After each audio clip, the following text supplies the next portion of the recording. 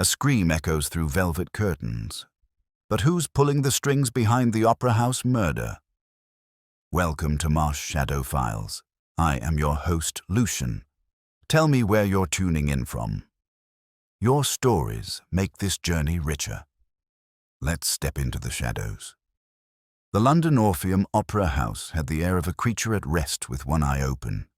In the late afternoon, its corridors were cool, its carpets retained a faint odor of dust and roses, and the auditorium itself, empty of patrons, seemed to hold its breath beneath a ceiling painted with clouds that had faded into a mannerly dusk. The stage, by contrast, lived in a pale activity.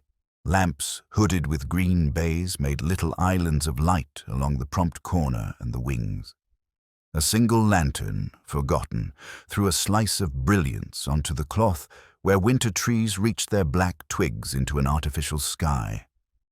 From the flies came the occasional mild complaint of timber and rope, as if the tall house turned in sleep. Inspector Roderick Alleyn, who had allowed himself to be coaxed by Lady Honoria Verrill into the right-hand box, to be an indulgent audience, my dear Inspector, and nothing more, took the measure of the place as a man measures a room in which he is to sit through a long and excellent play.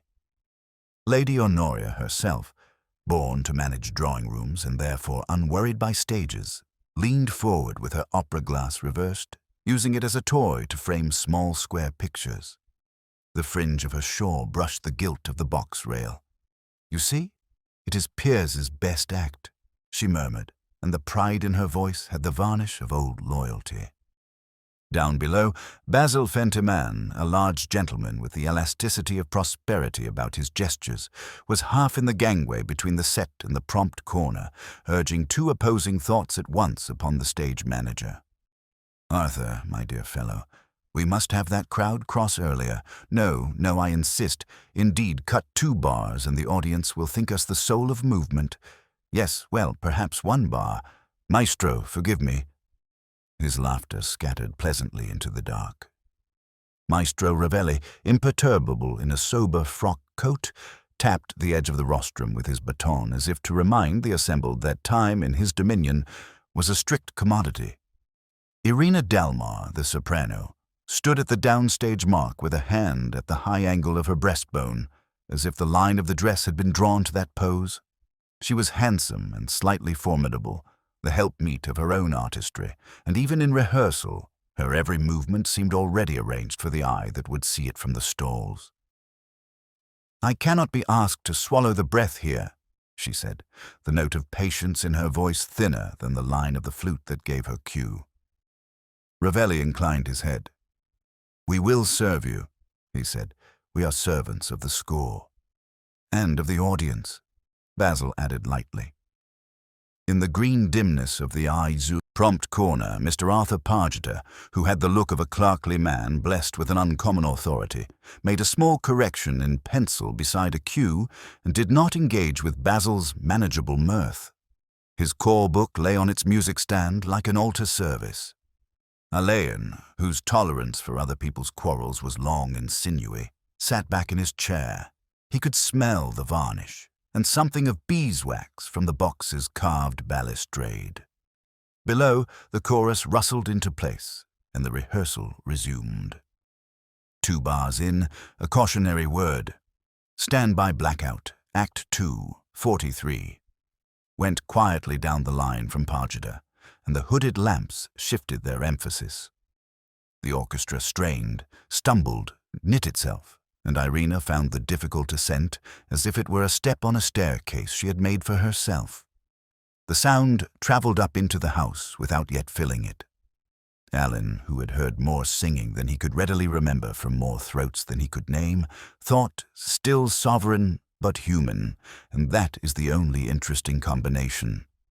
In the prompt corner's deeper green, another figure had become visible in the pause between numbers. A girl in a plain frock, her hair tied swiftly as by habit, with a music folder clutched like a passport. She had the translucent complexion of youth that has met cold air often. Her hands were neat and a little red. Pargeter turned slightly. "Miss Brown, if you please, just walk Miss Delmar's business here. he said, half to her and half to the prompt copyist. "We'll take it without voice," he added, not quite in time. For as she moved, Celia Brown, the understudy, lifted the single treacherous bar at which some singers store their anxieties and sang it as if she had found it lying about, clear, clean, a narrow thread of silver drawn without tremor. The hooded lamps did not brighten, but one felt them do so. The very boards seemed to lay themselves flat to listen. Irena's face, still and professional, did not alter. Her eyelids lowered once. Maestro Ravelli, who was saving his indignations for the right occasion as a housewife, keeps good linen for best, made no comment. Basil's smile altered degree and intent by some clever internal mechanics and warmed toward the girl. "Brava, my dear," he called. "Who told you to do that?" Pargeter's pencil made an unobtrusive note that did not belong to any cue. "Miss Brown will return to her place, if you please," he said, and there was in the evenness of his voice a suggestion that the theatre's order could not, in his presence, be tampered with by accident or charm. Lady Honoria's reversed glass had found Celia and held her. "Fresh as chalk," she said softly. "Do you hear?" Alleyn nodded, his eyes upon the prompt corner. The stage manager had shifted his weight, and the head flyman, a sober fellow in shirt-sleeves up in the gallery, had leaned over the rail with a professional interest that a rigid neck could not conceal. Above, a baton gave one small shrug on its lines and settled again. Basil looked up quickly, laughed too loudly, and patted the air with both hands. "We thrive on a near miss, Arthur. It gives one pep." The call boy's scamper along the wing walkway made a light clatter as of a bird on a roof. He came to Lady Honoria's box with a folded note upon a salver that had known grander errands. She took it with amusement, broke the seal, and in a moment made of her face a screen. "It is nothing," she said, and let the paper fold like a fallen petal into her reticule. Alleyn did not look at the bag, the angle of his head altered by a degree. "Once again from letter G," Ravelli commanded, and it was done. The scene went forward with all its hybrids of pretense and workmanly exactitude. Mrs. Pike from wardrobe came to the wing with a threaded needle and took a chorus girl's sleeve in hand with the indulgence of a schoolmistress. She glanced once toward Celia and away again. A property man tried the weight of an ornamental candlestick and nodded to himself. Pargeter paced 2 steps and returned to his post, as if the very boards admitted no other geometry for him than the small half-circle on which he revolved. When the rehearsal was put down and the orchestra dismissed to its tea, the stage reassembled itself under a different etiquette. A supper was conjured upon the boards with the same neat fiction the theatre requires of all its illusions. A cloth arranged above the footlights, candelabra in which the candles did not quite drip. Champagne whose domesticity was belied by its labels faced toward the audience. Lady Honoria presided with a patroness's grace and a hostess's eye upon economy. Lionel Strangeways, who had appeared from somewhere with the faint aura of ink about him, found a seat near the stage's edge and distributed his opinions as one might hand around favors. Basil, solicitous and important, seated Irena, bowed to Ravelli, captured Pargeter in a kind of genial net from which the other man slipped as a matter of training rather than discourtesy. The opera house, with its painted winter forest hanging at an artificial horizon and its mountains of unused scenery asleep in their grooves, received the company at table the way it receives an audience, without visible judgment and with a memory for repetitions. Alleyn ate little and talked easily. In the cover of such talk, he heard the murmured, matter-of-fact terms of money and endowments between Lady Honoria and a spare, elegant woman introduced as Madame Leduc, widow to the composer whose work was being treated with reverence and impatience in equal parts. A word, reversion, one does not often meet in a theatre, appeared and vanished. Celia, having been given a plate as one might give a child a posy, perched on a chair near Mrs. Pike and kept her hands fervently steady. By the time the candles had burned themselves into an equitable height and the company thinned, the house had returned to its listening. Alleyn took up his hat. The call boy, exploring, knocked against a coil of hemp that lay a hand's breadth too near the prompt corner, and Pargeter, without heat, moved it to its hook. In the high reaches, a sandbag settled as a sleeper will when a draught passes. Lady Honoria, on the stair, placed her gloved hand upon Alleyn's sleeve. "You see," she said with a smile polished by long usage, "we are all behaving very well." "Yes," Alleyn said, "very well indeed." He looked once into the prompt corner, where a pencil lay parallel to a line drawn across a page, and then at the reticule into which a folded paper had disappeared. The faintest draught disturbed the dust in the beam of the hooded lamp. Beyond it, the stage dropped away into a darkness that was, for the moment, expectant without being charitable. The stage had been transformed into a dining room by the cunning of theatre hands and a certain aristocratic instinct for ceremony. A long cloth, faintly creased from storage, lay across trestles set just beyond the footlights so that the spill of the house, now reduced to a respectful gloom, made of cutlery and glass a quiet constellation. The painted forest of Sir Piers Lansing's winter mask hung back like a listening audience. Invisible draughts moved the borders, and somewhere in the flies a rope gave a discreet groan as it settled. The smell was of dust warmed by lamps, with an upper note of clementines and champagne. Alleyn, standing a little apart by the prompt corner, took in the arrangement with that mild surprise he still felt when the theatre, so made for illusion, had the good manners to place its illusions at the service of private comfort. Lady Honoria Verrill presided from the centre, as if the boards had been there expressly for her all along. She had put off her shawl and wore the calm of a woman who has long practiced getting her way through good breeding. To her right, Basil Fentiman administered to the social composition with his own practiced hand. "Maestro, here, you shall be between the trout and the tenor," he said, steering Ravelli, who accepted his chair as a man accepts a part he has not chosen but will play scrupulously. Irina Dalmar seated herself with vigilance and grace, fixing her glass on the tablecloth rather than the company, and acknowledging Lionel Strangeways, who arrived with the stealth of a cat appearing in a sunlit spot, with a smile so thin it seemed to have been pared with a small and elegant knife. Conversation arranged itself into its useful categories. Strangeways offered apurses at an altitude that seemed designed to leave their subject unbruised while fully dissected. "Ah, the Orpheum," he murmured, to no one in particular. "So sound a house that it will forgive even a success." Irina raised an eyebrow without altering her expression. Basil's laugh was placed as a salutation to general gaiety.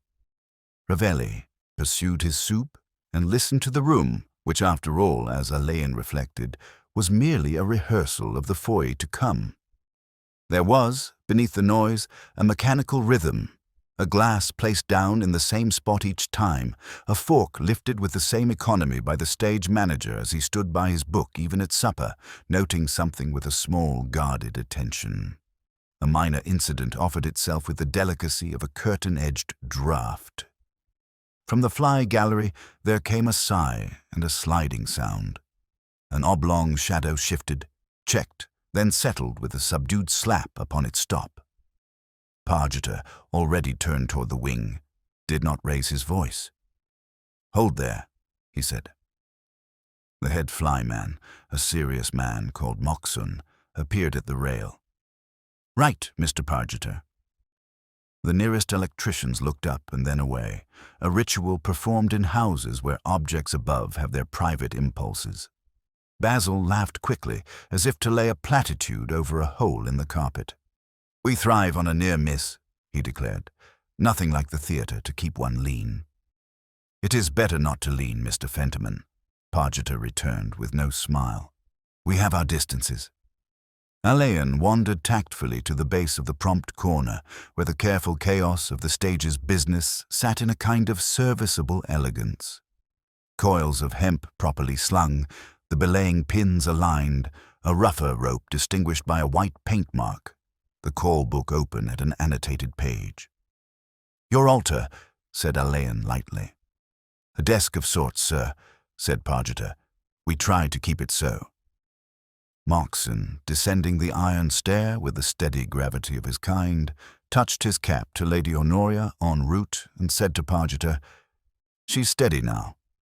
"Thank you," said Pargeter. "We'll not have that weight so near the prompts again." Alleyn's eye rested for a fraction upon the line that had troubled the sandbag. The fibres, where they were pinched by brass, showed a little scuff white as a scratch on a violin's varnish. Nothing in the circumstance suggested alarm. Everything suggested a place in which alarm, if it came, would go about sensibly. The company, made comfortable by plates and a sense of continuum, resumed their conversational score. Strangeways addressed Irina. "You will not yield that passage?" "Not to vulgarity," she said, with the careful emphasis of one who intends to be quoted accurately. "We shall honor the composer," said Ravelli. "Within reason," Basil added softly. "And within the means," Lady Honoria appended, and let it pass as a joke. In an eddy between pillars of talk, Alleyn heard an exchange pitched almost too low for sociability. Madame Leduc, paired to elegance and with a severity that would have suited a convent, sat beside Lady Honoria, and one hand turned a wine-glass idly as she said, "The original terms, Lady Honoria, are not negotiable." "My dear Madame Leduc," Lady Honoria replied, turning her head with that small angle of attention that implies intimacy, "we are anxious to honor all original things. It is, I assure you, a question of stewardship." "Stewardship," Madame Leduc repeated. "The word will be in the papers if we are not careful." The word reversion came and went like a hand passed under the table. Alleyn asked, in the courteous manner that denies curiosity while informing itself, "Sir Piers's provision was large." "Enough to build a folly, Inspector," said Lady Honoria. "We have elected to build sense." Her glance, in its next movement, encompassed Basil with affection that did not include trust. Basil, caught in it, lifted his glass toward her. His eyes had drifted up once more to the gentle mechanics above, as a gambler touches the table's edge when the wheel spins. It was, perhaps, habit. On the fringes of the company, Mrs. Pike, the wardrobe mistress, had come and gone with pins and the small tailoring of urgency. She had a seamstress's straight back and the kind of hand that knows, by feel, how much strain a thread will suffer. She paused near Alleyn and opened her mouth upon a thought that had tugged at her all evening. "Sir," she said, and stopped. Her eyes moved reflexively toward Celia Brown, who had taken a corner chair and was sitting very upright with her napkin carefully folded over her lap. In Celia's profile there was the concentration of a girl who has been told to be grateful and clever. Mrs. Pike's hand adjusted an imaginary hem. "If there is anything—" "Yes?" Alleyn prompted. Mrs. Pike shook her head, not in denial but in postponement, and stepped back into the light of her own small tasks. Ravelli was discoursing, in a tone that would have graced a memorial service, on the virtue of tempo rubato, when a stagehand set down a wooden tray too briskly, and the candelabra shivered. Pargeter, who had eaten very little, closed the call book with care and placed his pencil precisely parallel with its spine. "We will count from 43 in the second act tomorrow," he said to no one in particular, and several persons nodded as if they had been reminded of their prayers. Basil stood, raised his glass, and gave a speech contrived to sound extempore. He thanked the House, the patrons, the genius of the British public, and everyone whose modesty forbade their names being mentioned. Lady Honoria replied with a brevity that suggested both taste and a budget. When at last chairs scraped and the company thinned, Alleyn found himself beside Moxon at the foot of the gallery stair. "Close night?" he asked. "Tight enough, sir," Moxon said.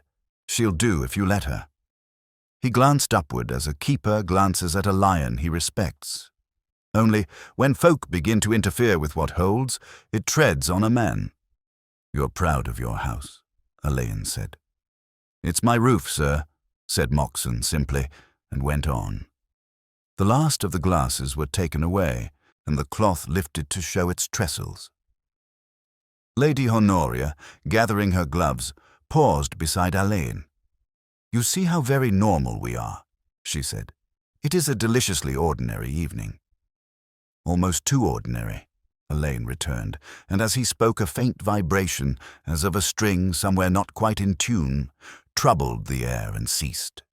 He could not have said whether it came from rope, timber, or a human being striving after a long note and falling a hair's breadth short.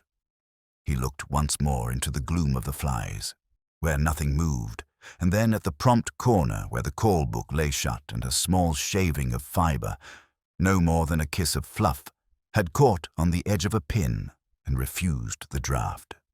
The house, which had been companionable, seemed to withdraw an inch into itself. It was an effect of light and habit, no doubt. Yet as he took his leave, Alleyn had the impression, faint but definite, that somewhere in the graceful carpentry of the place a flaw had announced itself and then, with correct politeness, fallen silent. The Orpheum prepared itself for its dress rehearsal with the quiet of a house that expects company and intends to be ready before the bell. The auditorium lay in a half-light, the red plush of the seats dulled to a wine-dark shade, the great chandelier turned down until its many pendants slept in a pale haze. On the stage, the small constellation of work lamps drew low pools of greenish illumination in which men and objects seemed to acknowledge their purpose and deny their glamour. The painted winter forest awaited its storm. The wings were set, and in the prompt corner the call book lay open at a page ruled and annotated into an orderly fretwork. From below came that hesitant murmur peculiar to an orchestra tuning itself to obedience. Alleyn, leaning in the shadow of the side-box, watched the theatre shake itself into a ritual it understood better than most churches their liturgy. Pargeter took his place with the composure of one who had rehearsed himself for years in the part of quiet authority. He said, "Ladies and gentlemen," without raising his voice, and the room, or so it seemed, listened for him rather than to him. "We shall begin at the top. Thank you, maestro." Ravelli inclined, lifted his baton almost lazily, and with that gesture all the economy of his being was declared. Basil Fentiman, too visible by the prompt corner, inserted himself into Pargeter's neat geometry as a large trinket might spoil a well-set mantle. "Arthur, my dear fellow, if, when we reach the village entry, they cross 3 beats sooner— No, hear me. This little congestion at the wing will evaporate, and we shall gain minutes. Maestro, indulge me." He was expansive, his voice contrived to offer compliment and instruction at once. Pargeter's pencil remained above the page. "We can trial it, Mr. Fentiman," he said, and in the soft "can" and the unaccented "trial" there was a commentary. They ran the first act with only those interruptions that stroke rather than disfigure the length of a rehearsal. Irina Dalmar, in her cloak of greyish rehearsal silk, took her place and opened her mouth upon notes that lay at the verge of ease. She stood as she would stand later, but without the tense glitter, and gave the house a voice it remembered, not quite as she meant to give it tomorrow. At the treacherous point, Alleyn could not have named it, but the orchestra knew where to listen. A breath was mislaid, it was small and quickly repaired, and yet the maestro's slight contraction at the mouth acknowledged it.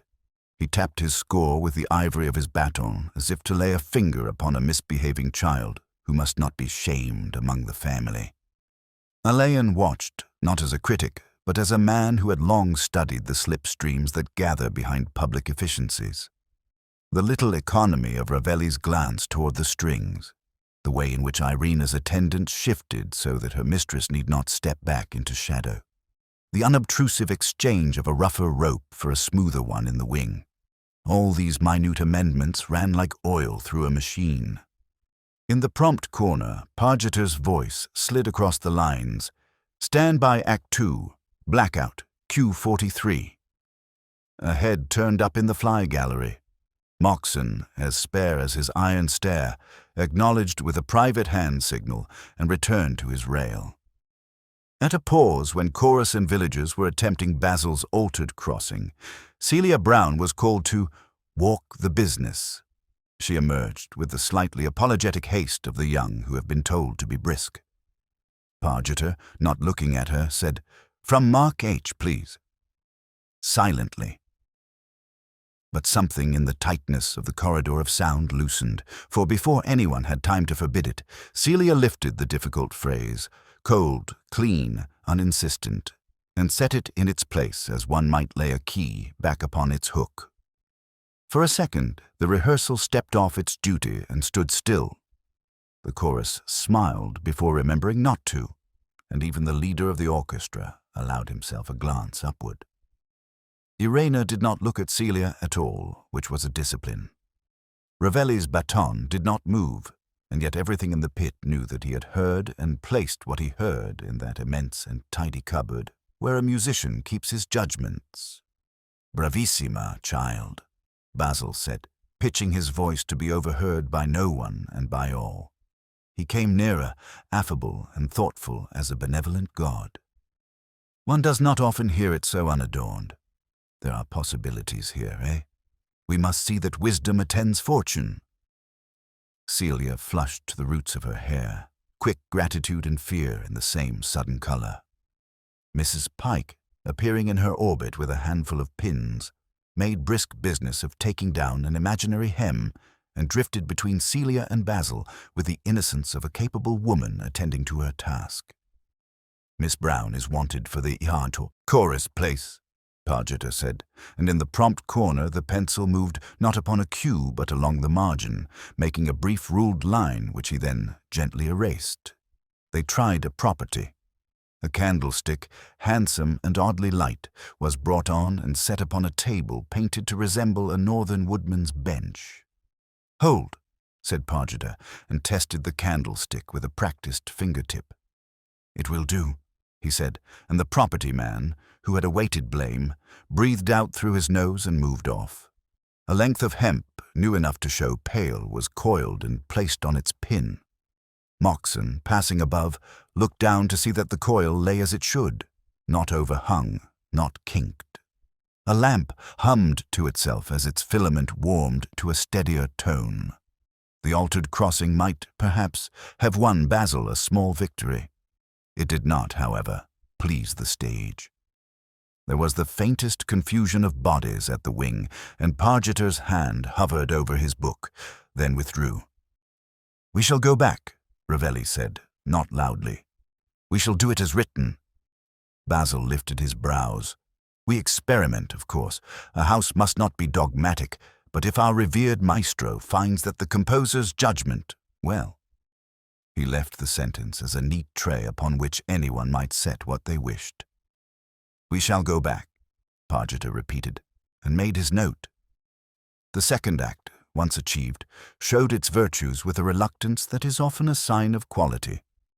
The moon disk was lowered and caught in its mark without fuss.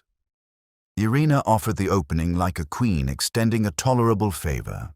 Celia, safely among her fellow choristers, kept her voice where it belonged and her eyes attentive. Alleyn noticed how the little engine of Basil's appreciation drove him downstage to the prompt corner at such moments. There, a half step behind the place where a leading man might make his final speech, Basil planted himself, a spectator at his own show, half master, half patron. The house itself acquiesced because it had to. At the edge of the act came the business of the blackout. Pargeter's finger rested on the book at Q43. The pencil lay parallel with the margin. His voice said, "Blackout, go." The stage dissolved into an obedient dark and rose again at once upon the next light. Pargeter's pencil, for the first time, made a mark upon the actual count. "We will take 2 more, he said. 2 more, Basil repeated amiably. 2 heartbeats, Pargeter clarified. It spares the chorus a scramble." Ravelli looked up and nodded as if he had been consulted. It was an acknowledgement of the way houses work. Alleyn moved closer. "Two heartbeats do a great deal of work," he said conversationally, and Pargeter's mouth formed a shape that was not quite a smile. "One attempts to save everyone from unseemly haste, sir," he said. "In the dark," Alleyn agreed. He put his hand for a moment on the rail and felt the slight, ancient tackiness of varnished wood that has absorbed years of contact. In the lamplight, he saw the faint smear where the original figure had been, the bluntness of graphite where an erasure had been rubbed with a trained economy. Not scuffed, not muddied, but resolute. Pargeter turned a page as if to conceal nothing. They ran the act once more. It was better. At the cue, darkness came, stayed, breathed twice, and went. Nothing in the house altered, and yet to Alleyn it seemed as if a thin seam had been eased in a piece of seasoned timber. The altered beat count settled into the stage like a decision. Basil clapped softly at the end and called for champagne on the morrow. The chorus were released to cloak themselves in chatter. Irina went without haste. Ravelli consulted with his leader in as few words as the affair would bear. Pargeter closed his book and laid his pencil upon it. The coil of hemp on the pin looked astonishingly innocent. Somewhere above, a small cascade of dust released itself and fell, glimmering through a beam of light. Alleyn, taking up his hat, stood for a moment and regarded the prompt corner as a man might regard a gentleman's desk after its master had gone upstairs.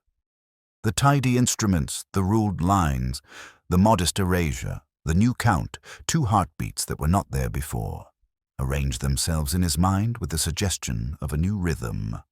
"Good night, Mr. Pargeter," he said. "Good night, sir," Pargeter returned. In the far aisle a door shut softly, and the house, so lately full of voices, took the sound with satisfaction and offered nothing in exchange. It was the smallest of silences, and yet it persisted, like a thought that refuses to be dismissed. The Orpheum, dressed for a gala, held itself with that delicate self-importance peculiar to grand houses on appointed nights. The foyer smelt faintly of beeswax, violets, and damp wool. Cloaks were surrendered to solemn men behind a counter as if into custodianship, and the carpet, fed for years upon a diet of velvet hems, absorbed the progress of patrons without complaint. The chandelier had been awakened to its full confidence and cast 1,000 small winters of light upon the gilding. Boxes wore their crimson-like orders on a breast. In the stalls, murmurs assembled and broke, a genteel serf controlled by etiquette. Alleyn, with a program folded once and held loosely in his hand, took his given place where, by tilting his head, he could watch both the pit's polite bustle and, obliquely, the greenish lamp-glow of the prompt corner. Lady Honoria, in her box a little theatre of her own, surveyed her kingdom as if she had designed it. Her fan lay shut upon the rail, an opera glass made ovals of her eyes when she chose to narrow upon a certain movement in the stalls. Basil Fentiman, craning with geniality at the back of the curtain line, had about him the immediate prosperity of a host. He radiated importance and consolation. From the pit rose the exact bustle of musicians adjusting their world, a cough, a thrum, the sudden purity of a single note. Maestro Ravelli emerged, slender and old-fashioned in his dignity, acknowledged the room modestly, and took up his baton as a gentleman might take up a letter-opener. The house, which had been composed, became attentive. Act One did what it has always done in respectable theatres. It persuaded the audience to fall in with its pretense. Costumes moved in fine order. The villagers crossed obediently when told to. The winter trees made a decorous show. Irina Dalma unfolded her voice with a sense of economy, not prodigality, as if she met a ceremony as a queen meets a civic address. Alleyn observed that the audience's satisfaction was as much with itself as with the act. There is a pleasure in behaving well in public. In the prompt corner, Pargeter's hand, invisible to the house, traced the cues like an officiant's ritual. The pencil lay parallel and rose only when necessary. When the curtain fell upon the first act, applause unrolled itself. Lady Honoria's white hands touched palm to palm with measured charity. Basil stood as if accepting a personal compliment. Lionel Strangeways, 3 rows behind Alleyn, contrived a private smile that might later ripen into print. The intermission passed in its mature way. Tea was drunk in boxes where champagne would have been vulgar. Friends nodded with acquaintance, calibrated to tiers of preference. The air in the corridors grew warmer, but not yet untidy. Alleyn went nowhere, preferring to remain a still point in a small stream. He saw Irina's dresser adjust a clasp in the shadows of a passage, and Ravelli lift a hand in small absolution to a young clarinetist whose panic he relieved with 2 words and a glance. Pargeter stood as one imagines a pilot stands when passengers admire the sea. His fingers showed a smudge of graphite along one edge, no more remarkable than a stain of ink upon a clock's cuff. The second act began with an altered expectation. The room's attention, which had been a social accomplishment, became, for once, a need. The winter forest deepened. The villages were severe. The moon disk hung high, awaited its descent. The chorus made its entry without scramble, benefiting, perhaps, from a minute adjustment of a count known to those who live by counts. In the wings, a property man eased a candlestick upon its mark. Mrs. Pike crouched to tuck a stray ribbon. Celia Brown, somewhere in the fold of the mass, stood with her head inclined, as if listening for the very space in which she might breathe between another's phrases. Alleyn let his gaze rest upon the prompt corner. Pargeter held his book. The pencil lay as it always did, the light hooded to protect the stage from untimely revelation. In the fly gallery, Moxon, a small figure against ironwork, leaned into his rail, the weight of the house's upper matters steady in his hands. Basil, restless and fond of a stage's power, even when it refused him, had drifted to his habitual post near the prompt corner, where he could half whisper his approvals and taste, perhaps, the sense of consequence that proximity to mechanisms affords. Alleyn, who knew the taste of consequence, watched with the patience of a man who has been a spectator to many human arrangements and their undoing. It came at the appointed moment. Pargeter's voice, scarcely more than breath, said, "Blackout, go." The stage obediently cancelled itself. The house inhaled. The darkness lay across the boards like a velvet throne. In that precise privacy there was a sound which did not belong to music or to applause. It was not loud, it was sufficient. A gasp from above, a thudding descent, a suspended breath as a heavy thing's journey reached its end and made a statement. The lights, returning at once but seeming tardy, disclosed a disorder that had been produced by one element only. Basil Fentiman lay at the edge of the prompt corner with a grotesque concern for posture, as if he had attempted a courtly bow and faltered. His head lay turned in unwilled deference to the floor. One hand, palm outward, rested on nothing.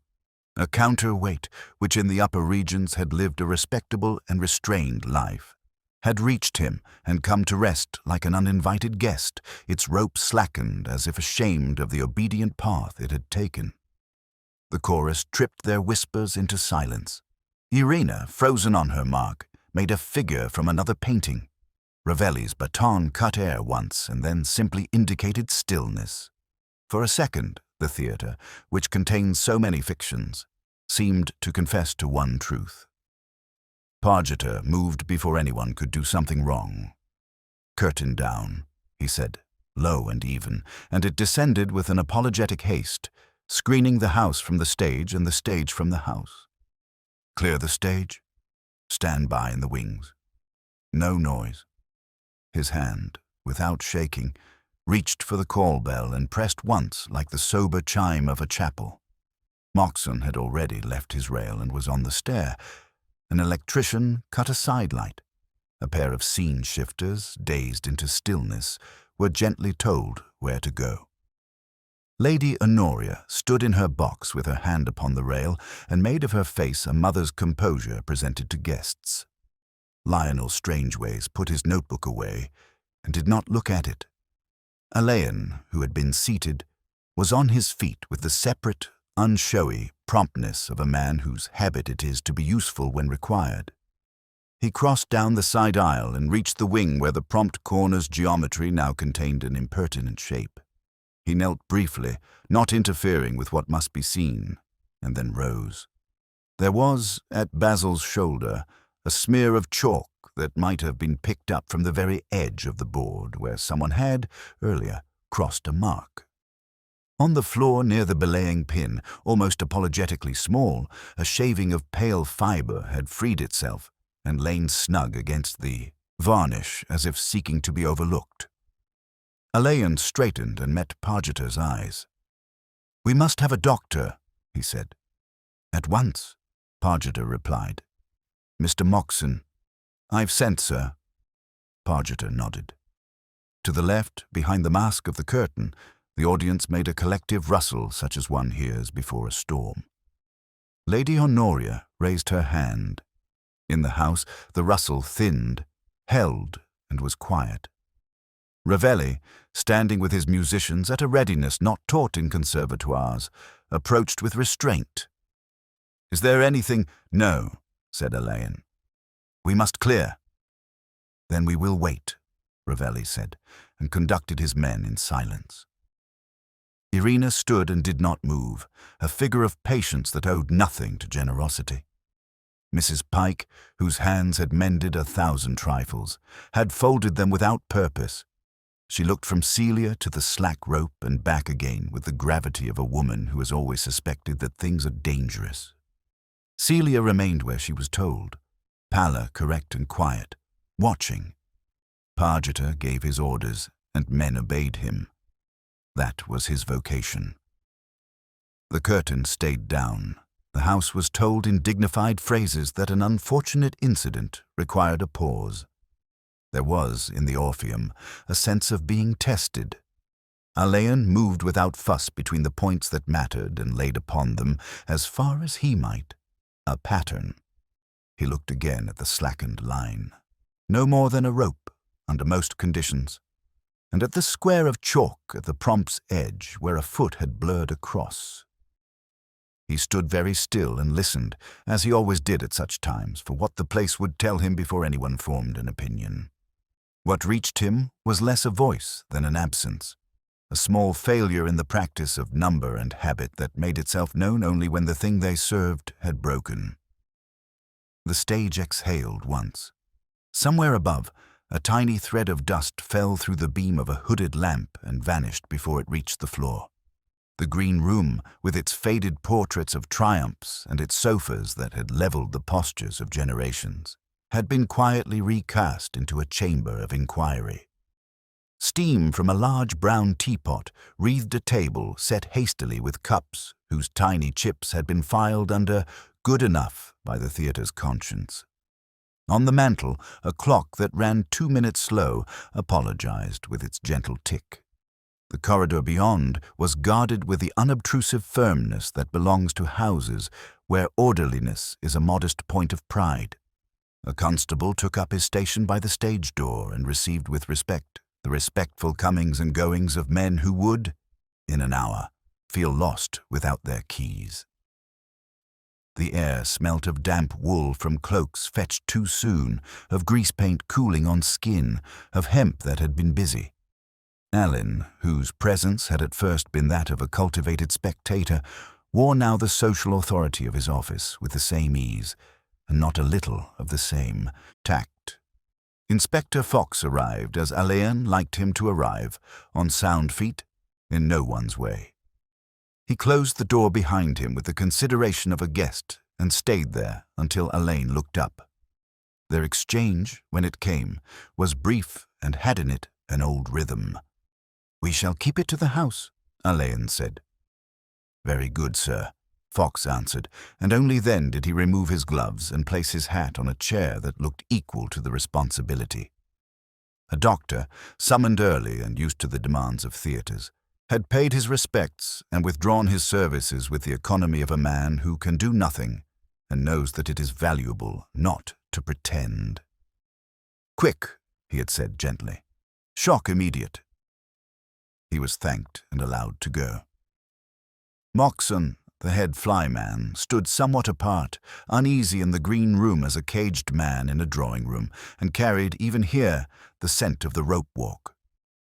Pargeter, who had conducted the first necessity with the neatness expected of him, curtain down, stage cleared, the house addressed, remained by the door in his shirt-sleeves, clean cuffs turned back, the forearms of a clerk and a craftsman both. Alleyn led them, without parade, to the prompt corner. The house above had been settled into a considerate dimness. The lamp that hooded the book was brought to half. He touched the slack line with 2 fingers. "This was checked?" he asked. "It was, sir," Moxon said, and his grave voice filled the corner as a bell fills a church. "Checked and doubled on account of the weight." "But shaved," Alleyn said. Moxon eyed the fibres where they had turned pale and stringy. "Yes, sir, shaved true, while the line was still and secured after. Someone's used a belaying pin to hold against the run and pulled it free when the cue came. That's the clever of it." "A knife?" Fox asked, more to put the word out than to receive a reply. "Any number, Mr. Fox?" Moxon said, offended, and not unreasonably so. "There's knives in properties, in wardrobe, in electrics. Every man who runs a rope keeps one to hand against trouble. I don't say it with pride, mind, but there's blades enough to do for a regiment." Pargeter's eyes rested once upon the coil on its pin. "It was done earlier," he said, "and tidied so as to hold. It needed a tug on the beat, and the weight would have the theatre's permission to misbehave." The faintest rasp of disgust touched his voice, as if an etiquette had been breached. "And the tug?" Alleyn asked. "Anyone could have reached at the prompt," Pargeter returned. "But the gentleman lying there—" He stopped, and Alleyn had the impression of a man who will not allow his sentences to be soiled by impropriety. They returned to the green room in a small procession that kept politeness at its head. Alleyn asked for the simple account that is not simple. "Where were you when the lights went?" It was established like a kind of litany. Pargeter, at his book, 2 fingers on his line, eyes on the wing. The call boy at the entrance, in the shadow of the tormentor. Moxon at his rail, the line in reach. Ravelli on the rostrum. Irina at the prompt side wing, awaiting her entrance with a stillness more eloquent than fear. Celia Brown within the chorus group upstage, her head inclined. Mrs. Pike at the back, bent over a hem that had found a way to part from its allegiance at the most troublesome moment. Lionel Strangeways in the stalls with his pencil capped and put away in a pocket when it ought, perhaps, to have itched to be out. Lady Honoria in her box, one hand upon the opera glass, the other upon the rail, preserving the institution's face. Basil's habit of hovering near the prompt had done the rest. It was a bold catalogue, and yet it began to grow flesh. "Mr. Fentiman liked to be here," Alleyn said, as if he were curious about architecture. "He liked to know how things were done," Pargeter replied, not unkindly. "In the same way," Lionel added from the doorway, "that a man has been known to admire the insides of his watch, gratitude tempered by interference." "And the house," said Ravelli, who had entered without drama, "does not like interference." He stood with his long fingers joined and looked at nothing earthly. "We must be quite precise, maestro," Alleyn said. "I beg that you will indulge me." Ravelli inclined his head and was precise. Fox, working outward from Alleyn's centre, asked for knives. They were produced with the resigned air of a family asked to show its spoons after a theft. There were prop daggers of wood, serviceable shears in wardrobe, electricians' blades with grazed handles, Moxon's own seaman's clasp knife whose edge knew its business, a property man's jackknife with a shining affection for its whetstone. None spoke immediately, and none fell away. Fox labelled and laid them aside like schoolbooks with names in the flyleaf. Who had cause? He asked, an ugly question and one that did not sit well among velvet. Cause, murmured Strangeways, is a commodity dearer than candlesticks and more freely distributed. The answer, such as it was, did not depend upon melodrama. It entered the room sideways, carried in small remarks. Madame Leduc, candle pale, observed to Lady Honoria within Alleyn's hearing that her husband's terms must not be mocked. To admit of vulgar cuts would be to invite legal reversion and its fuss. Lady Honoria agreed in a tone that had seen off petitions and engagements. "It is the dignity of the endowment, madame. We cannot be held to ransom by management." "No," Madame Leduc returned. "I am told the gentleman dealt in ransoms." Mrs. Pike, who had stayed despite excuses, sat near the door as if her errand were continual.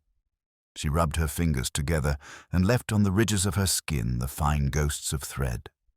Basil Fentiman, it emerged, had been presently importunate with a range of persons whom it is unwise to press. He had, in the charming way of men who are certain of their consequence, acquired bits of paper other people often wrote and rarely wished to have read, and had used them as one uses paper in a draft, to make something shut that would prefer to fly open. "Letters," Lionel said, "elegant and unhelpful." "Receipts," said someone else. "Notes of hand." "As to money," Lady Honoria said with her smile fastened, "it appears that the gentleman misunderstood his duty to the house." "He was dangerous," Madame Leduc said, simple as a child. Irena Dalmar, in her corner, looked as if she had been formed by the light that fell upon her and would continue to exist without it. "He made art a market," she observed. "That is an error." "And you?" Alleyn asked quietly. "You had quarrels?" "We had conversations," Irena returned. "I told him that if he made a cut I did not approve, I should find it difficult to sing." "And tonight?" "I sang," she said, and folded into the chair as if a rehearsal had no end and no beginning. Fox murmured a question and was answered. His pencil travelled without haste. Alleyn watched the faces in the room as a man watches a score pass under the baton and sees where the line must swell or pause. The green room's impartiality took everyone in and accommodated a range of values. It had levelled men and women all its life. It did so now. "Accident is too flattering a word," Alleyn said at last, to Fox rather than to the group. "Yes, sir," Fox agreed. "It was arranged." Moxon, who had been waiting for civility to excuse him for seeing so much, let out a breath that had nothing of relief in it. "It was wicked, sir," he said, and left it there as a craftsman's condemning sum. They dispersed as one disperses from a service, with thanks and small bows, their civilities rearranged to accommodate a new fact. Lady Honoria lingered. She took up her opera glass, considered it briefly, and then closed it with a precise click, absurdly loud in the quiet. "You will be discreet," she said, and allowed the word to mean more than the police ever like it to mean. "We shall try to be exact," Alleyn returned. Her gloved hand tightened for a moment on the rail and then, like a woman who has practiced bravery, she smiled and withdrew. The door closed.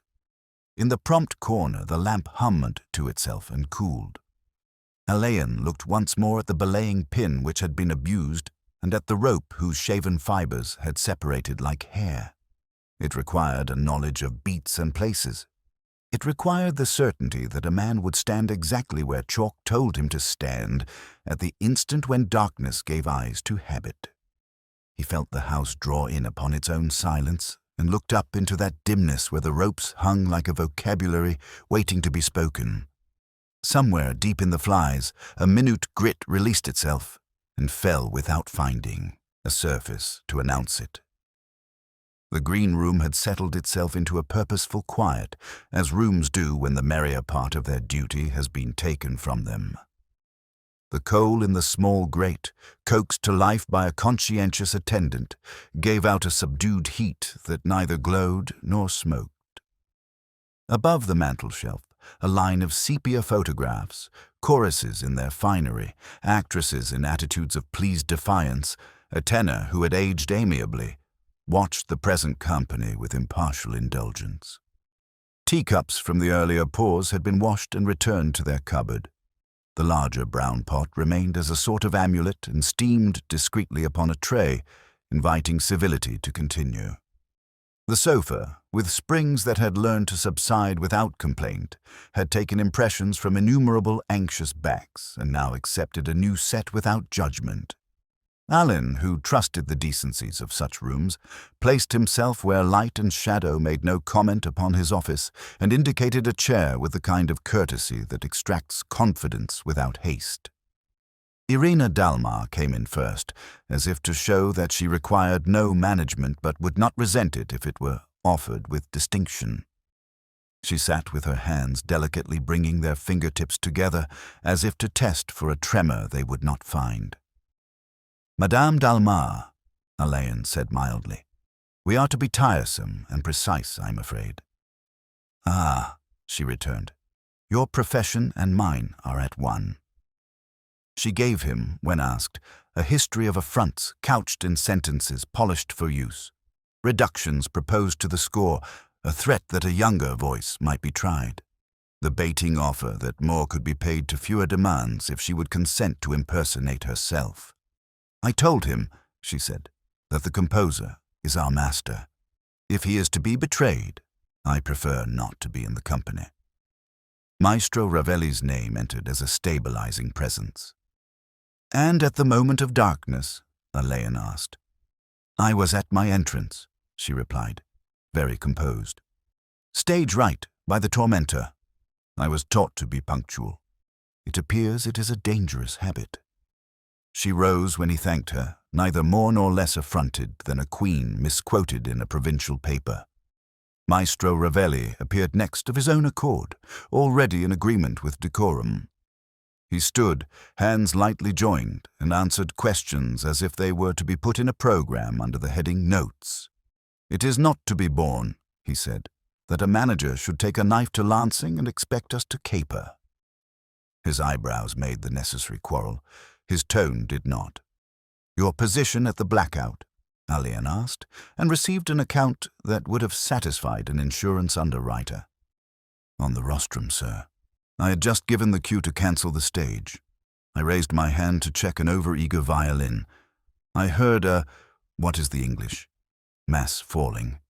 It is not in my habit to turn about to the stage, but I did, and then I did not move." "You do not much like the prompt corner," Alleyn said. "I never go there," Ravelli replied, with the faintest ghost of amusement. "It is a little country with its own customs."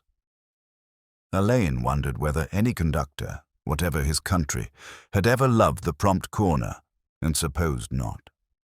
Lionel Strangeways, who had watched from a respectful distance like a man who has accepted the necessity of being useful after having enjoyed himself, came in at a diagonal and sat without quite taking a seat. "You will want my innocent whereabouts," he said, and gave them with a charm that had alienated informers for years. "I was in the stalls, third on the end, aisle side, behind a gentleman whose collar declared his barber to be in love with him. I put away my pencil before the curtain went up on Act 2 because I have a free afternoon tomorrow and prefer not to work twice. When the thing fell, I beg your pardon, when Mr. Fentiman fell, I sat as one sits when the Navy salutes. One does not fidget." He inclined his head. "You know, perhaps, that Mr. Fentiman and I had exchanged pleasantries about art and markets." "I've heard of them," Alleyn said. "You will not have read them. I have not written them yet," Lionel returned, and for once left a jest where it was born. Madame Leduc, thriftily wrapped and exact as a bill, came in at Lady Honoria's light touch and sat with her handbag on her knees as if it contained the family emblem. "Inspector," she said, "I speak only to preserve a principle. My husband's endowment was made upon terms.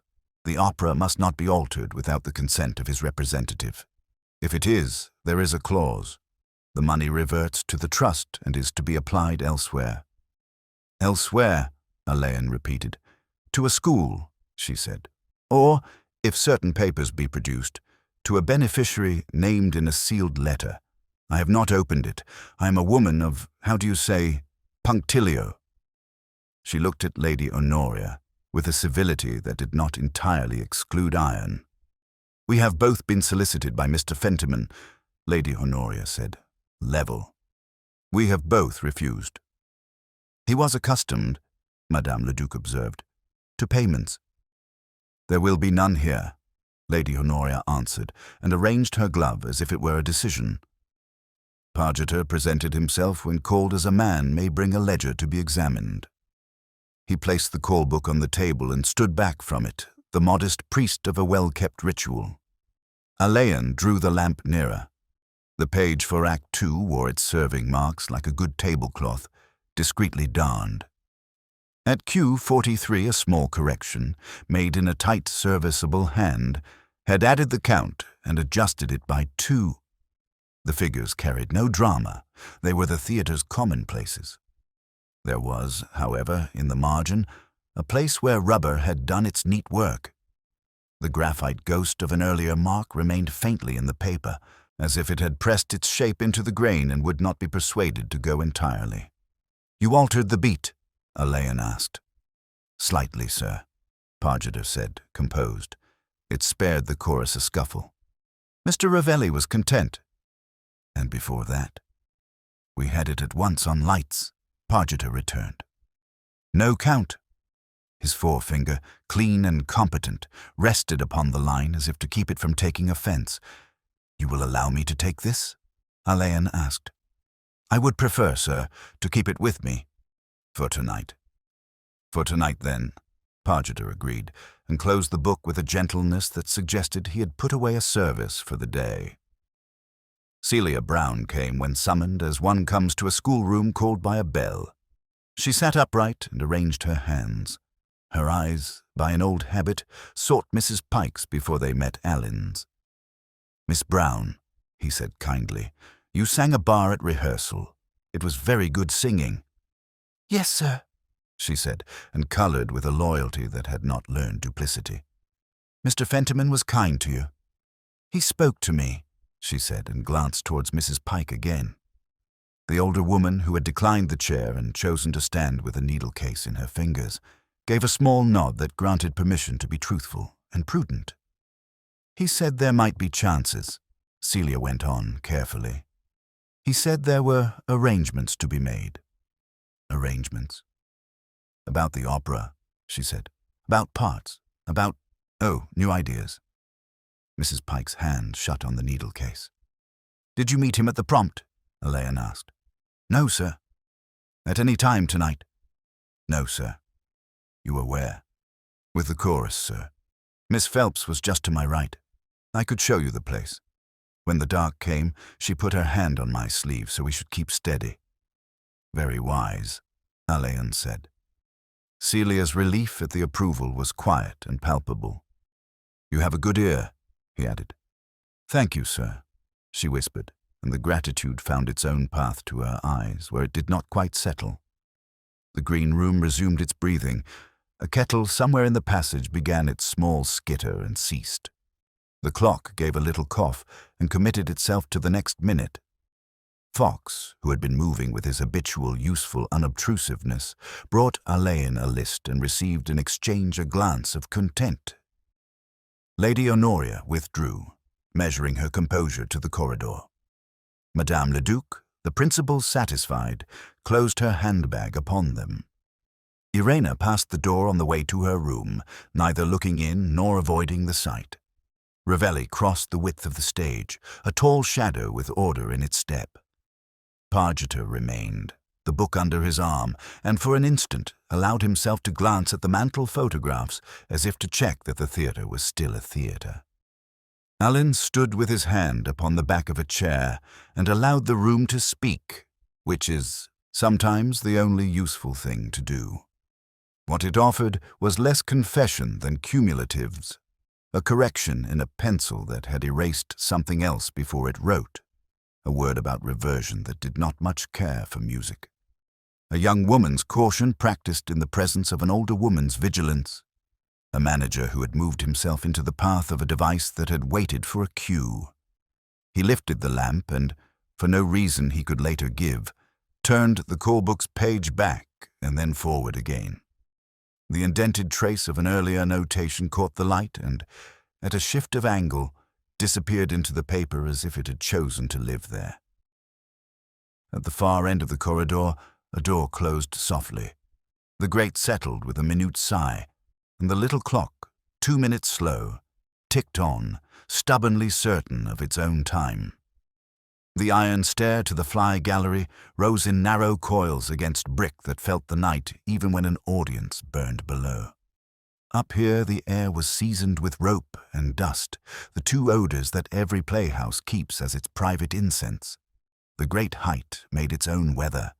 A small draught sidled along the gangway, lifting a pale fringe of cobweb from the heel of an angle bracket. Ropes hung in regiment, each with its habit and its patience, each named by a chalked word on the rail. Beyond the lattice of stays and lift lines, the stage spread itself as a geometry of squares and crosses. Beyond that again, the auditorium, deep and red, was a velvet bowl that caught and held stray sounds. Alleyn paused on the last turn to let the house declare itself. It did so, gently. In a muted creak here, a soft replies of timber there. Moxon, who had led him up as a man might take a guest to a belfry from which the village may be seen, stood easy with his hand upon the rail and his eye on the familiar order of things. "We keep it tidy," Moxon observed, not at all self-congratulatory. "If you don't, it takes its own decisions." He indicated a run of belaying pins set into a rail burnished to a kind of sombre luster by years of handling. "Check lines here, running lines there. Keep your clues fair, don't cross your fellows, and for God's sake don't let a greenhorn polish a line with tallow. She'll jump then." Alleyn nodded toward the mutinous line that had laid itself slack by the prompt. "And this?" "Shaved," said Moxon, and the word came out with the professional distaste of a man who dislikes to see a tool misused. "Done earlier, while she hung still. A neat blade. See where the fiber's gone to hair." He released the strand and watched it swing. Then a pin shoved behind the coil to hold. A tug at the cue, and the weights got leave to go. Wickedly tidy, that part of it. "Rosen?" Alleyn asked, and touched the rail with a forefinger. There came away a tender yellow dust, such as the pit's leader might leave on his cuff, but there was something else too, the faintest tack that clung to the skin. Moxon bent, sniffed like a man at a cask, and shook his head. "We don't ask for it here," he said. "You'll see a man rub his hands with it if his palms are soft. We glove when we must. We use French chalk now and then. Rosen." He lifted a pin out of its socket and showed the bright bruise where something had pressed it harder than work required. "Rosen bites. It will stop a slip. The pit likes it. A flyman doesn't unless he's a fool or in a hurry." The gallery gave them a clear view of the arrangement below. On the edge of the prompt corner, a small chalk cross had been scrawled and half rubbed away by someone's heel. Nearer the wing, a lighter, precise T marked a table's foot. The winter forest cloth hung obediently.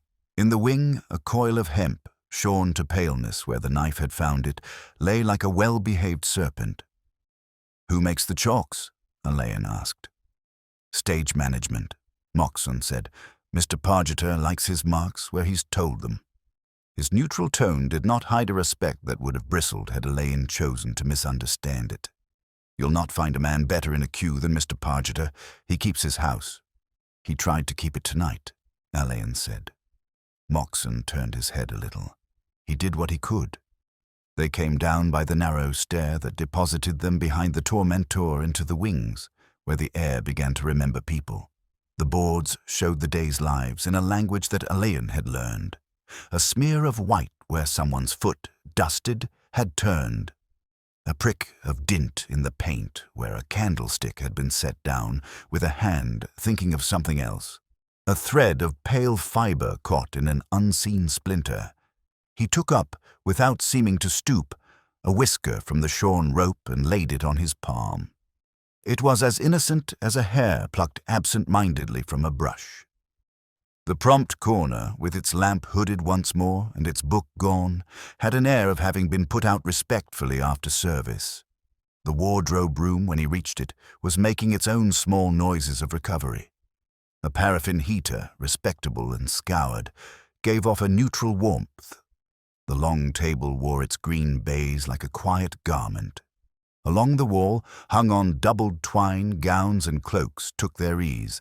A faint fragrance of camphor and soap suggested prudence rather than prettiness. Mrs. Pike sat in the traditional chair by the lamp, with a length of dark cloth pegged across her knee. She threaded her needle between forefinger and thumb with that small turn of the wrist common to all experienced menders, and looked up as if to say that interruption was society and not intrusion. "Mrs. Pike," Alleyn said, "I trouble you." "No trouble, sir," she returned, and took a stitch that was as neat as anything in the house. On the edge of her cuff there had gathered a bloom of pale dust, like the breath of something that had been rubbed. "French chalk," Alleyn said, and she smiled a little at being read. "For thread, sir," she said, and lifted the small cake of it. On the table lay also a cake of beeswax, well thumbed, impressed with the lines of a thread drawn through it 1,000 times. "We had a rustic rope sash to bind, sir, for the chorus. The twine was coarse. It sheds, poor thing." She brushed her cuff with 2 fingers and left the dust unembarrassed. "I shall ask you a question that will sound like gossip," Alleyn said, and sat on the corner of the table as if it were a parish stool. "You have a kindness for Miss Brown." "A good girl," Mrs. Pike said. "She minds what's told and keeps her head where it ought to be." "And her beginnings?" Mrs. Pike's hands altered their occupation by a fraction and continued. "She came to us in wardrobe," she said. "A child. There's always work for hands that can be taught to him. Mr. Lansing was still with us then." "Sir Piers," Alleyn murmured. "Yes, sir," Mrs. Pike said, as if the correction came with respect. "He wrote in the little room off the west passage where the piano squeaks. There was talk of pupils, of young people. It's not for me." "No," said Alleyn. "Was there, at any time, a paper to be kept?" The needle made 3 steady stitches and was pushed into the cloth while she looked past him at the rack of cloaks. "There are papers in any house," she said. "He had friends. Lady Honoria saw to many things. I'm not one for talk, Mr. Alleyn, but I've always thought good people make up for other people when they can." He did not press her. He had the impression of truth given out of habit and loyalty, refusing to be bought even with honorable necessity. He thanked her and accepted a little packet of pins when she discovered one in his sleeve. She replaced the beeswax with a firm gesture and tidied the chalk into its tin. As he turned at the door, he noticed upon the table, where no musician had been, the faintest sprinkle of amber dust, as if someone had set down a rosined object and lifted it again. It could have come from a fiddler passing with a case. It could have come from a stagehand's prudent hand. It lay there and minded its own business. Lady Honoria, in the small retiring room off the dress circle, received him with that well-bred exactness which honors police work by not sentimentalizing it. The room had been furnished as if for a railway director's wife. A pair of chairs of no particular date, a table upon which a silver thermos poured good tea as obsequiously as a butler, and a portrait of Sir Piers Lansing done in oils that favored the forehead and neglected what the mouth might once have portended. "You must have tea," she said, and having poured it as an acknowledgment of rank rather than hospitality, sat in profile to the portrait. "Sir Piers was a dear friend," she said, as if setting a statement on the mantelpiece. "The house was his absurdity and his consecration.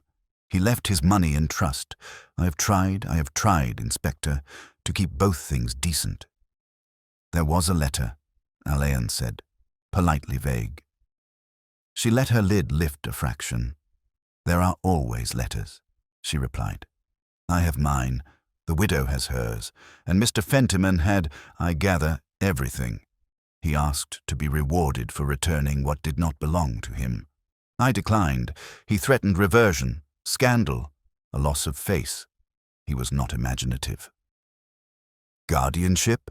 Alleyn said. She looked with an admirable indifference at her own hand on the saucer. Of sorts, she said. There were dependents. Sir Piers was a man of affections. One makes arrangements after such men. You will understand that I should prefer not to be made into a story. I do, said Alleyn. I'm not a journalist. She gave him a gracious little smile of a woman used to holding out her hands for the chains to be put back upon them, and dismissed him, not unkindly. He returned alone to the stage, which had spread itself into its emptiness with good manners. The chalk marks retained their authority. The winter forest believed in its season. The hooded lamp at the prompt made a trimmed and decent pool upon air that remembered voices. He went to the edge where the half-rubbed cross lay, and, with his gloved finger, lifted a little chalk as one might touch holy water without making a production. In the flies there was no movement, yet when he set his hand, idly almost, upon the rail, there came again to his skin that small, precise tack which says rosin rather than chalk. It was a modest sensation. It would have meant nothing on a music stand, and yet here, above a stage that had arranged its catastrophe by count and cue, it suggested an unexpected hand strengthening a grip in a place where grips are not left to luck. He stood a moment longer and listened. Far up, out of sight, a belaying pin gave a tiny talkative turn in its socket and came still, in the way quiet houses make little confidences when they think themselves unwatched. The sound, insignificant and familiar, persisted in his head after it had ceased to be heard. The little practice room off the west passage had the decency of a servant's parlour. Bare boards rubbed to a mild shine, a square of carpet whose roses had faded to civility, and a piano that remembered better days and pressed its modest tone upon those who asked too much of it. The window, high and stubborn, admitted a thin daylight that set small motes travelling in company. A metal music stand leaned faintly to the left in the way of things that have been useful for years. It was here that Celia Brown, summoned, sat quite straight upon a hard chair with her hands folded, as one sits in a schoolroom when the headmistress enters. Mrs. Pike stood near the piano with her thimble and needle-case upon its lid, an arrangement that suggested she had not come to play, but might mend a song if required. Alleyn closed the door and took a place by the mantel where a china shepherdess stared at nothing. "Miss Brown," he said, and the kindness in his voice carried no indulgence. "We must be exact. I shall ask you to set aside reticence for a moment." Celia looked not at him, but toward Mrs. Pike, who, after a small hesitation, nodded as if giving a child leave to speak in company. "Yes, sir," Celia said, her voice low. "You told me last night that Mr. Fentiman spoke to you of arrangements. He spoke of more than that." There was a pause in which the old piano could be heard cooling. "Sir," she said, in that careful way of those who have rehearsed truth, "I am not—" She glanced again. "I am not quite who I have been to the house." Mrs. Pike said, quite flatly, "She is a good girl and a decent one. You must hear the rest from her." Celia took in a breath that did not squeak. "My mother was a seamstress here, in wardrobe. She died when I was little. I was raised among the gowns. There were friends, sir, of Mr. Lansing, Sir Piers. I was told I had a friend. Letters were kept. Mr. Fentiman had heard of them. He said a scandal would be worth money and notice, and that I should not be foolish." Alleyn did not move. His fingers rested lightly on the mantel shelf. "You are saying," he said gently, "that you may have a claim upon the charity of Sir Piers's memory." "I am saying," she returned, flushing, "that I was well looked after without a fuss, and that Mr. Fentiman wished to make a fuss of it. Mrs. Pike would not have it." "No," Mrs. Pike said simply. "We do not sell children's histories across a counter." She lifted her needle-case and set it down again with a small click. "There was a letter, sir, sealed and signed. Madame Leduc knows it exists. Lady Honoria is acquainted with its nature and behaved like a lady. That is the beginning and the end of it." "Not quite the end," Alleyn said. "No, sir. Mr. Fentiman made it his business. He came to me in wardrobe with his laugh and his hand and talked about opportunity. I told him I had work." Mrs. Pike's glance, stony in its protectiveness, did the rest. He thanked them and left them as he found them, the girl straight-backed on the chair, the older woman standing sentinel with her small armory of pins, chalk, and patience. The passage gave on to the dress-circle retiring room where Lady Honoria, rules observed, had established a temporary sitting. The low fire burned with the discretion of coal trained to behave. A kettle of silvered metal engaged itself upon a spirit lamp and produced a polite steam. Sir Piers's portrait, placed where the light made a virtue of his brow, surveyed the tea-things. "Inspector," Lady Honoria said, pouring with a wrist that might have belonged to a duchess, "you won't require sugar. I've never been so taken with it." She offered the cup and its saucer with the clarity of a statement, and sat down, her lorgnette balanced in her lap as if awaiting a recital. "Madame Leduc has spoken to you." "She has spoken of terms," Alleyn said, "and of a sealed letter. She is a punctilious woman. It is both a virtue and a bore. The letter is in the trust's keeping. It names, I believe, an object for Sir Piers's second thought. I've not read it. It is not my letter. Mr. Fentiman," she arranged the words in an admirable row, "offered to lay hands upon it in exchange for funds that did not belong to him. He spoke of placating scandal. My dear Inspector, one does not placate scandal. One ignores it. Further, he demanded the house cut and trim Lancing as one might alter a dress to flatter a figure. I refused both offers and wrote a cheery note to that effect. He returned my note with an annotation in red pencil. Monsieur le Directeur was vulgar. You were in your box when the line ran." "At my box," she corrected. "I don't sit down when the house is under observation. I stand. It shows better." She lifted her eyes toward the portrait and allowed herself and him the smallest confession. "We have managed difficulties together, Sir Piers and I. I don't care for cut purses. You may make what you will of that." He bowed over the tea as if to conceal a smile and rose. On the stage, Pargeter, upon request, had assembled a skeleton company as one might gather a family after a storm to see if the roof still kept out the rain. The house lights were reduced to a somber attendance. The hooded lamp burned politely in the prompt. A handful of choristers, sober in their coats, stood where they would stand when dressed. An electrician took his place by a dimmer. Moxon resumed his rail with the gesture of a man returning to his bench. "We will take the second act, gentlemen," Pargeter said, in his voice that could be heard when it wished and never pushed. "From 40. He moved with the book as if the act were a chart and the stage his sea. "Stand by blackout on 43. Blackout on my go, and hold." He looked up once at Alleyn, and the glance asked only that an order be allowed to be an order. They began. It was not beautiful, and that did not matter. The chorus crossed without their voices. Mrs. Pike, who had come to the wing by force of habit, flattened a wayward hem that did not need it. At the prompt, Pargeter's hand lay upon the page. His pencil kept its decent parallel. "Blackout, stand by, blackout, go." The darkness accepted them, held them, and did not startle. "Hold," Pargeter said. His voice, bereft of echo, found each man where he stood. A strange thing happened then. Almost nothing, but Alleyn felt the stage grow taut with listening, as if men had heard what they could not name. "Up," said Pargeter, and the light returned. He moved forward and, quite uncharacteristically, stooped to adjust a chalk mark on the very edge by the prompt board. An insignificant cross, nudged by a foot into a smudge.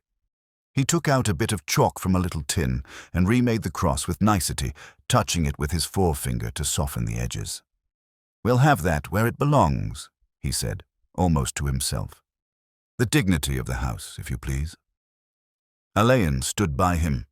You are particular, he observed. We must be, Pargeter returned. One can run a house on hope or on marks. I prefer marks.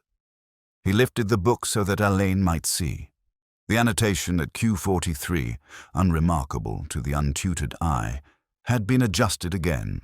The small arrow, which indicates a held beat, now drew itself a hair's breadth further, and the number crouched beneath had been written, so it seemed to Alleyn, over an earlier figure that had been persuaded to go away and had not entirely succeeded.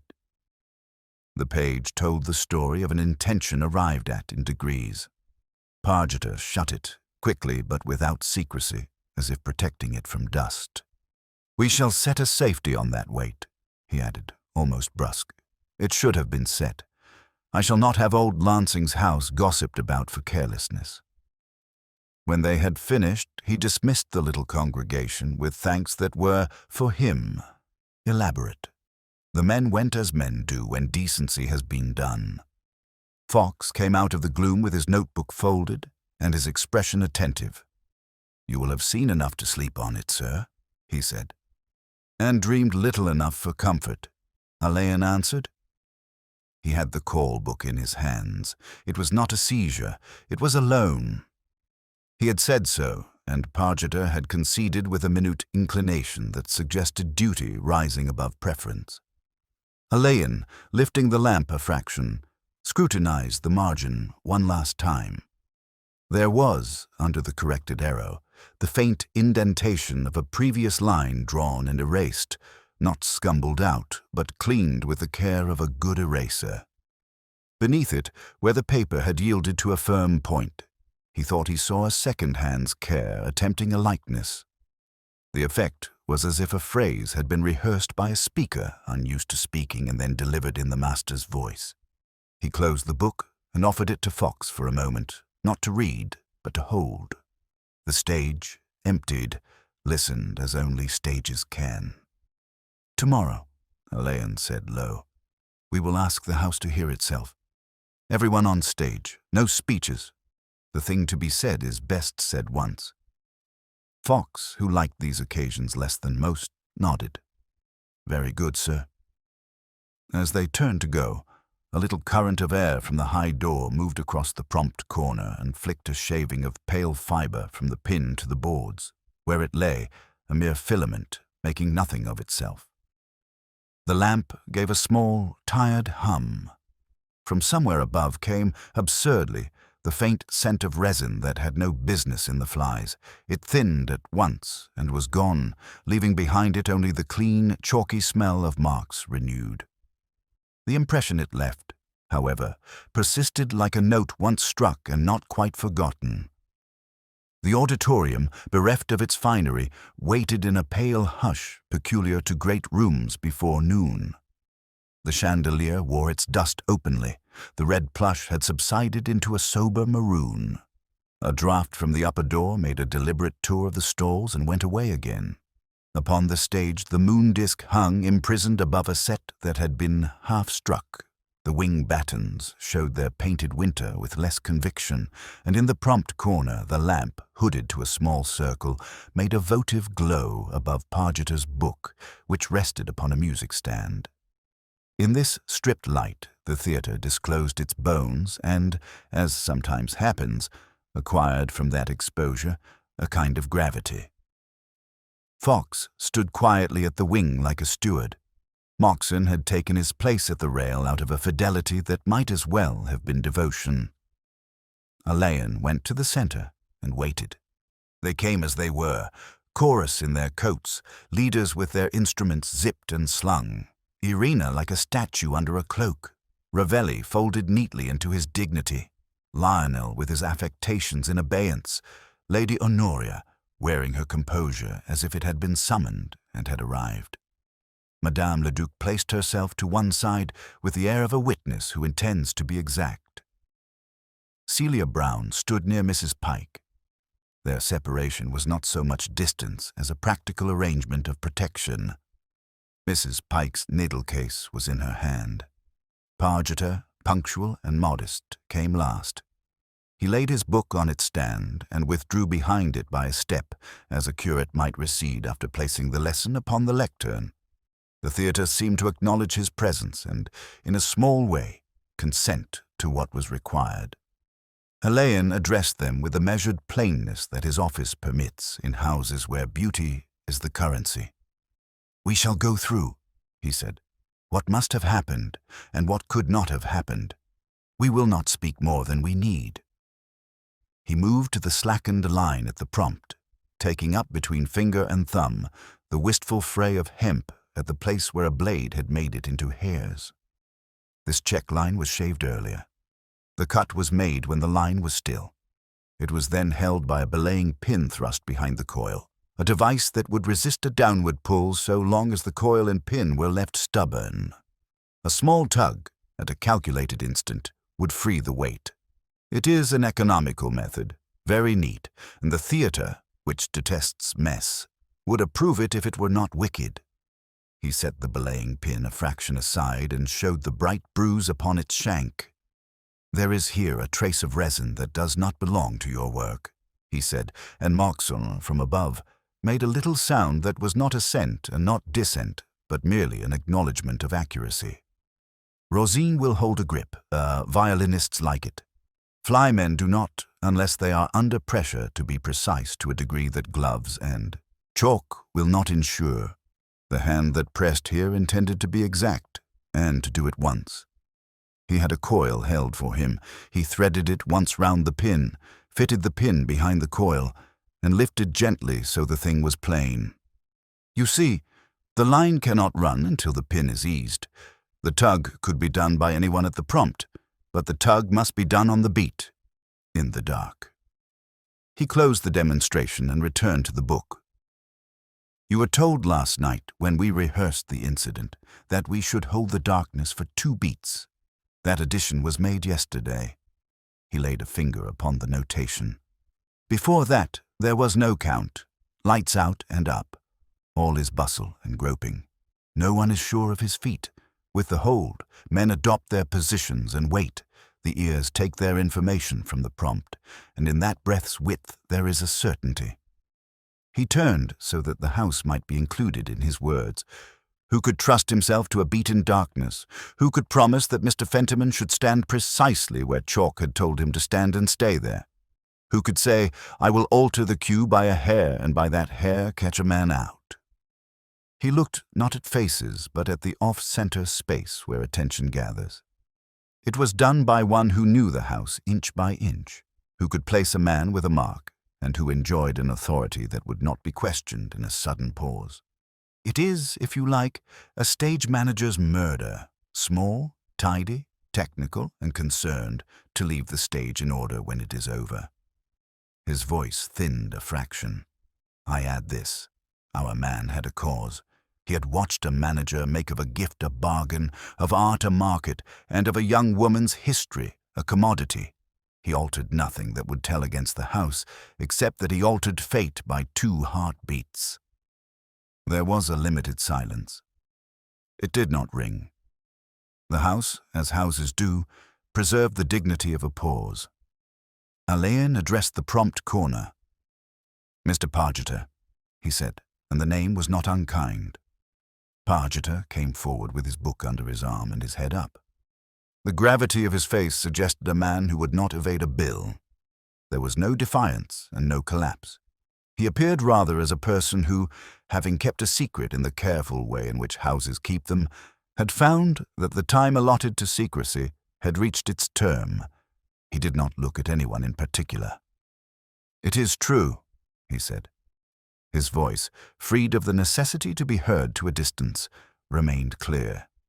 Mr. Fentiman stood upon the chalk because he would not be told otherwise. He had the habit, sir, of coming forward at that moment. I had many times corrected him.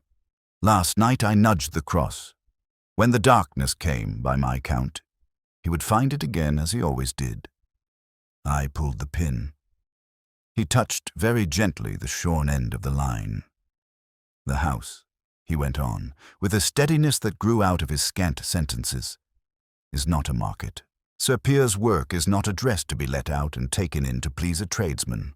The young person," he glanced barely in the direction of Celia and Mrs. Pike, "would have been put up for sale. I would not have it. I'm not a man of notions, Mr. Alleyn. I'm a man who keeps his marks straight and his clears on time.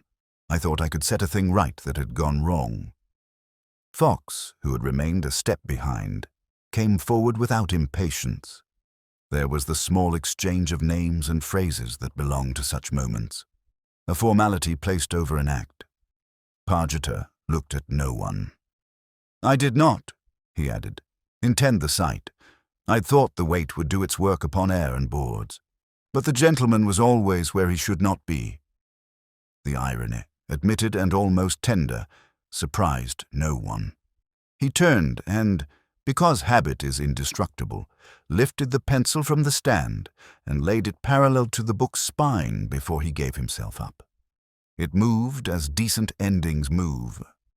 The chorus made a pocket for itself and murmured in a way that avoided words. Ravelli, who had seemed cut from patience, bowed his head as if to a rite. Irina's hands joined and then fell upon her cloak with that economy which is her art. Lionel watched at an angle, and in his face there was a reluctance to make a flourish where none was proper. Madame Leduc's mouth set, not ungenerously. Lady Honoria stood very straight. When the book was lifted, she said quite distinctly, "Sir Piers's opera will be played as it is written. The trust will not be amended by misunderstanding. Mr. Fox, Mr. Alleyn, you will allow me to say that the house is grateful for exactitude." She turned, and her glance touched Celia and Mrs. Pike with a permission that looked very much like practical kindness. "You will both," she said. "Call upon me in the morning. There are arrangements." The company dissolved. The stage, which had suffered and behaved, resumed its impersonal attention to marks and cloths. Moxon, before leaving the rail, leaned to set a safety upon a weight with the mild care of a man righting a small indecency. Fox, with his old-fashioned comfort, put a hand briefly upon Pargeter's sleeve, and then removed it. Alleyn remained by the prompt corner after the others had gone. He placed his palm on the rail where that faint tack of resin had clung, found it absent now, and took up, absently, a shaving of pale fibre that had caught by the belaying pin.